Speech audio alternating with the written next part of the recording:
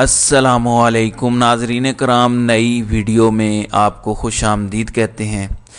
एक बात तो तयशुदा है कि पाकिस्तान इस वक्त जिस भंवर में फंसा हुआ है और जिन हालात का सामना पाकिस्तानी कर रहे हैं, उसमें अगर जजेस डट जाएं, अगर अदालतें सीधी हो जाएं तो ही मसले का हल निकल सकता है। लेकिन मैं पाकिस्तान के एक साबिक चीफ जस्टिस का एक जुमला दोहराना चाहता हूं कि जब नौकरियों पे बात आ जाती है तो तमाम जज साहिबान इतने बहादुर नहीं होते कि वो अपनी नौकरियां कुर्बान कर दें और इंसाफ करते रहें।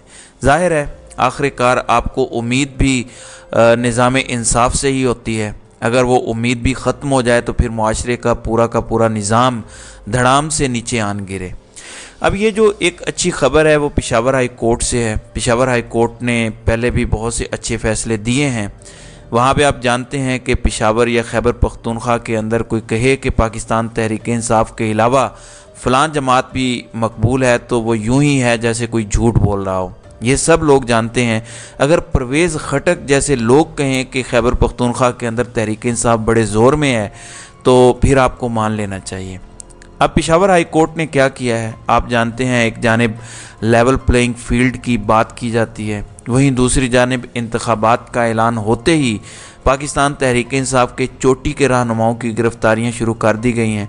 पहले बंगश साहब को गिरफ़्तार किया गया, फिर रात को असद कैसर को खैबर पख्तूनख्वा से तो नहीं लेकिन इस्लामाबाद से गिरफ़्तार किया गया।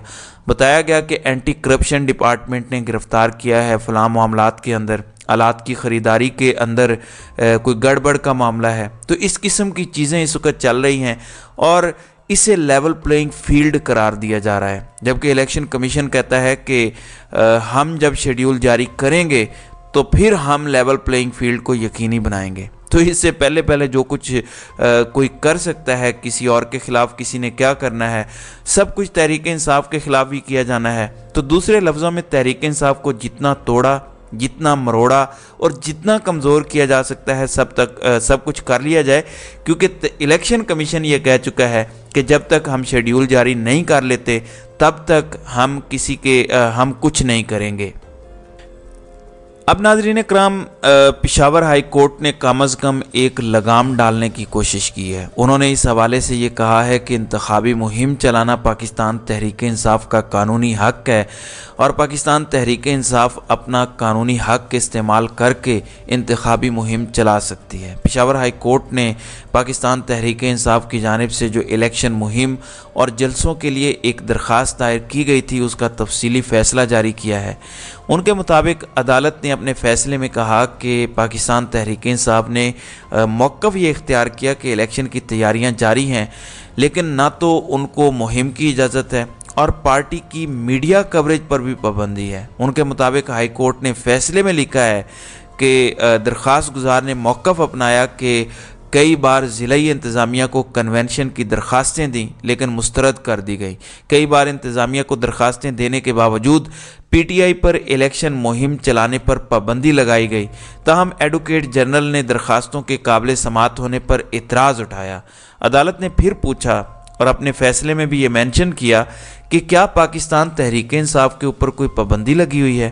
तो अब ये तय पाया है कि वो दोबारा एक तहरीरी दरख्वास्त देंगे। दरख्वास्त देने के बाद जाहिर है उनको इजाज़त दी जाएगी और जो भी कवायद व ज़वाबित या शराइत होती हैं उन शराइत पर अमल दरामद को यकीनी बनाया जाएगा। और ये मामूल का काम है, यानी ये सिर्फ पेशावर नहीं है, ये लाहौर में किसी भी जगह पर पहले भी यही फार्मूला होता है। मसलन आपने कोई जलसा करना है, कोई कन्वेंशन करना है, हत्ता कि कोई रैली भी निकालनी है तो इंतज़ामिया को दरख्वास्त दी जाती है। भला क्यों?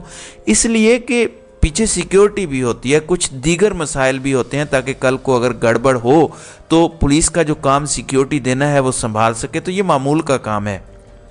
बहरहाल नाज़रीन कराम, ये अच्छी चीज़ है, ये चीज़ होनी चाहिए। कम अज़ कम अगर पेशावर हाई कोर्ट वहाँ पे यकीनी बनाने में ये कामयाब हो गई तो मेरा ख़्याल है ये तहरीक इंसाफ की बहुत बड़ी फतह होगी और बाकी भी मुल्क के अंदर इनको कामयाबी मिलेगी।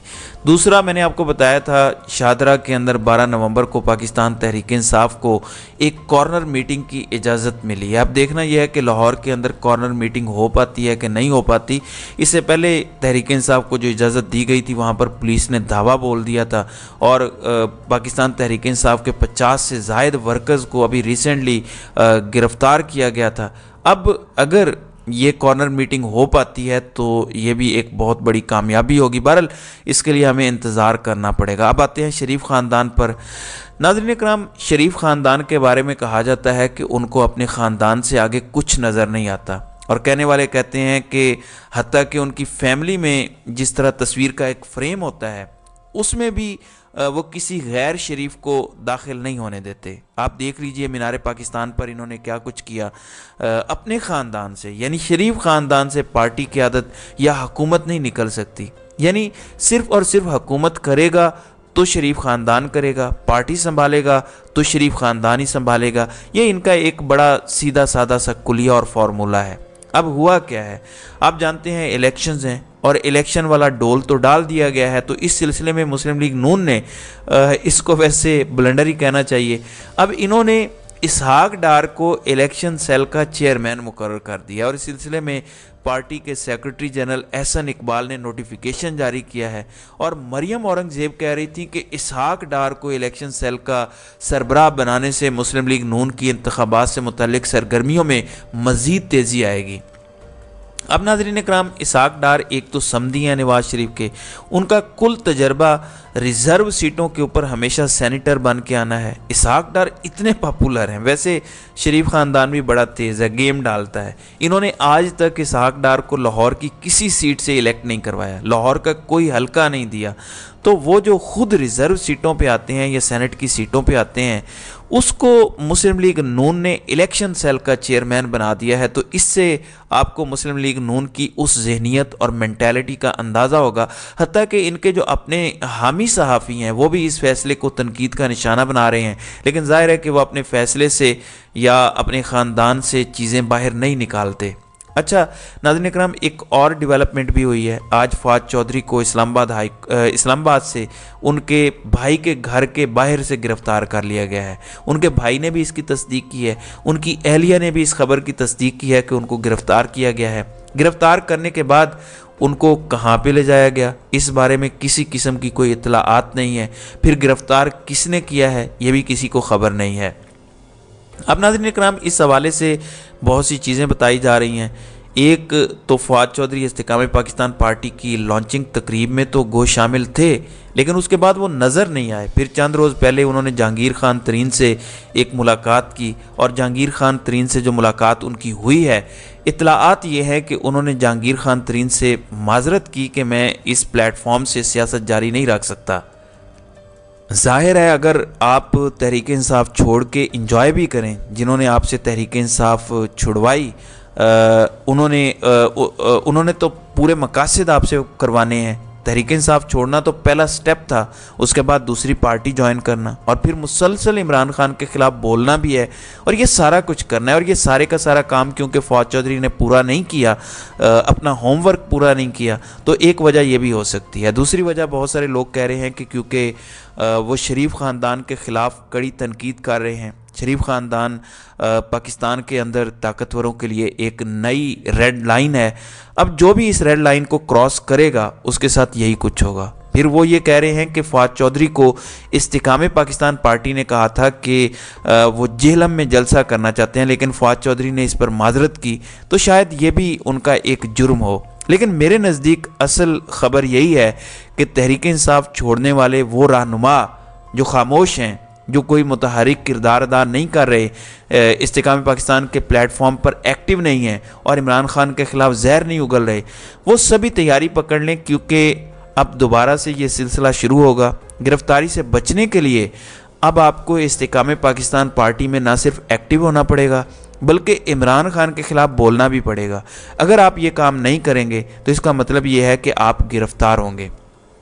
फिर नाज़रीन इकराम, एक और बात भी है, आप मुल्क से भी बाहर नहीं जा सकते। अगर आपका ख्याल है कि आप ये मुल्क छोड़कर चले जाएं तो आपको ये फैसिलिटी भी दस्तयाब नहीं है, क्योंकि नो फ्लाई लिस्ट के अंदर इन सब के नाम शामिल हैं। गो आपने तहरीक इंसाफ ज़रूर छोड़ी है, लेकिन आपकी सिर्फ तहरीक इंसाफ छोड़ने से जान नहीं छूटी। तो नाज़रीन इकराम, आपकी इस वीडियो के हवाले से क्या राय है? आप अपनी राय का इजहार कमेंट सेक्शन में ज़रूर कीजिएगा।